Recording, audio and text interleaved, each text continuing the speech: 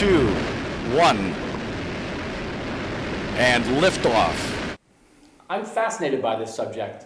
The differences between the Indians and the Browns, and maybe what the Browns can learn from the Indians. Number 3, vanquishing your rival, right? The Browns haven't done it at all with anybody in their division, especially the Steelers. The Indians did that with the Tigers this year. Before you take on the world, you have to win your division.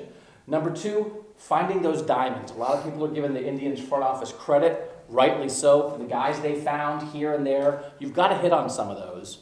Terrell Pryor is one for the Browns. The Indians have more than one. And number 1, it's the guy with the ball in his hands. The Indians figured that out with the starting rotation. The Browns need to figure that out with quarterback. Here's the first thing the Browns could learn: continuity. The Indians have taken a lot of grief because Shapiro handed off to Antonetti and things didn't get immediately better. They're better now, and it's partly because they've kept the same people in charge and they know what kind of players they're looking for.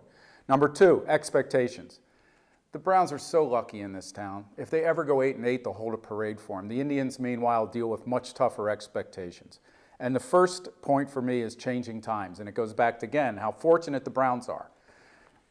Millennials love football, fantasy football.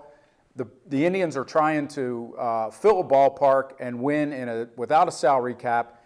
If the Browns faced the kind of expectations that the Indians did, with their record, they would have been relegated to a lesser division like in the Premier League. Relegated, I say. Let me ask you this question then real quick. Having seen what the Indians did with their continuity, do you think the Browns will follow that model with this regime? They have to.